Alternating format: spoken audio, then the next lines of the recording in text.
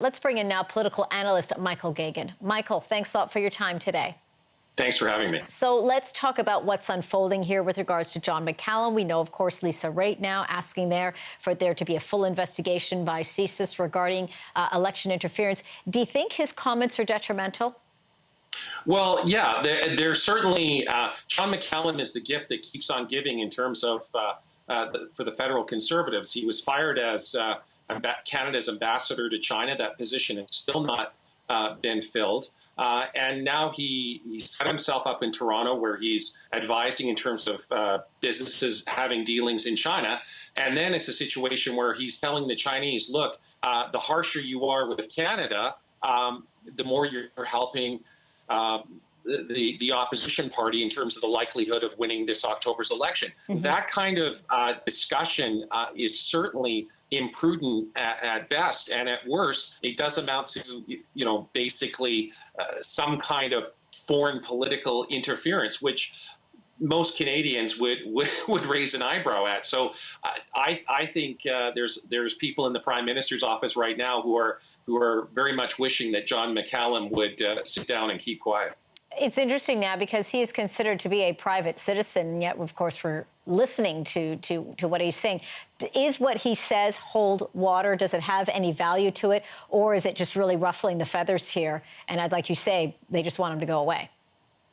Well, it's legitimate. I mean, it's very impolitic in terms of what he's doing, given that he is the former ambassador for Canada to China, mm-hmm. and he is a former federal cabinet minister under the Liberals. But it is sound advice in the sense that, look, China, the harsher you're dealing with Canada and the weaker you're making our Prime Minister Justin Trudeau look, the more that's going to encourage Canadians to look elsewhere in terms of their leadership. So the point is a valid one, but the fact that he's making it and it's becoming public certainly doesn't help Justin Trudeau and the federal Liberals in terms of their objective of trying to get re-elected this fall. And we'll certainly keep an eye on how things unfold from there. But I do want to ask you about the Premier's meeting that just wrapped up there. What are your major takeaways from what happened here? They had a pretty long list of demands or requests, I should say.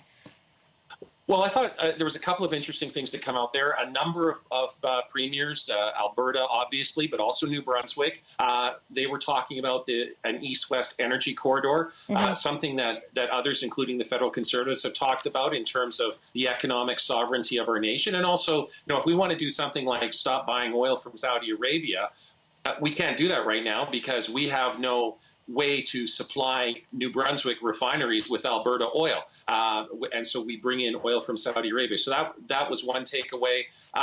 Another issue, of course, is they're always talking about interprovincial trade barriers. I'd like to see less in the way of talk and more in the way of action.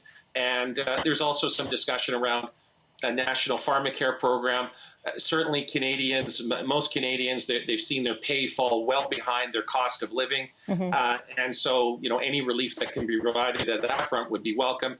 Provinces are looking at setting up their own provincial programs. So that was another thing that stood out for me. And what's also interesting is the exemption from Buy America legislation. Yeah, that's certainly seen as critical in the sense that they want Canadian companies to be able to bid and participate in projects that are undergoing in the United States and vice versa. And obviously, given how integrated our economy is with the United States, that is something we very much need to achieve. All right, we'll have to leave it there. Michael Geoghegan, thanks a lot for your time. Thank you. You're welcome.